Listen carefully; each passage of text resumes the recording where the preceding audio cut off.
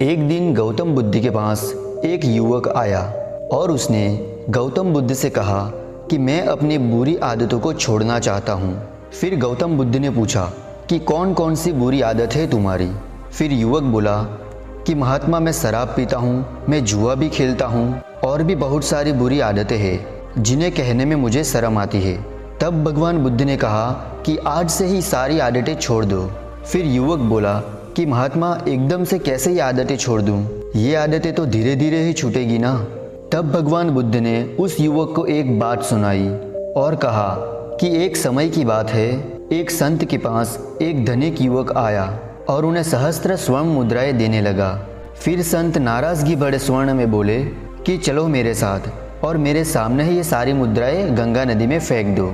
फिर वो महात्मा युवक का हाथ पकड़कर उसे गंगा नदी के किनारे ले गए।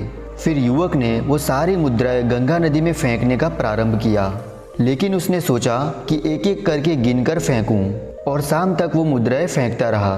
फिर अंत में बची हुई मुद्रा का ढेर संत ने उससे छीन लिया और एक साथ सारी मुद्राएं गंगा नदी में फेंक दिया।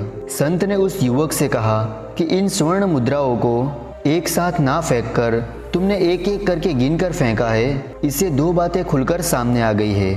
पहली कि तुम्हें ये स्वर्ण मुद्राओं से काफ़ी लगाव था जो तुम उन्हें फेंकने से पहले गिन लेना चाहते थे, और दूसरा यह कि जिस जगह पर तुम मात्र एक कदम उठाकर पहुंच सकते थे वहां पहुंचने में तुमने बेकार में ही 1000 कदम बढ़ाए। और बुद्ध ने युवक को समझाया कि बुरी आदत को छोड़ना है तो फिर धीरे धीरे छोड़ने का बहाना क्यों, एकदम क्यों नहीं छोड़ देते, इसे अभी से छोड़ दो। बुद्ध की ये बातें युवक के समझ में आ गई और युवक ने उसी समय अपनी सारी बुरी आदतें छोड़ने की कसम खाई।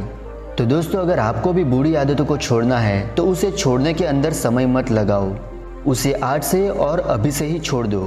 तो दोस्तों, आपको भी ये कहानी पसंद आई तो वीडियो को लाइक और चैनल को सब्सक्राइब करना बिल्कुल नहीं भूलिएगा।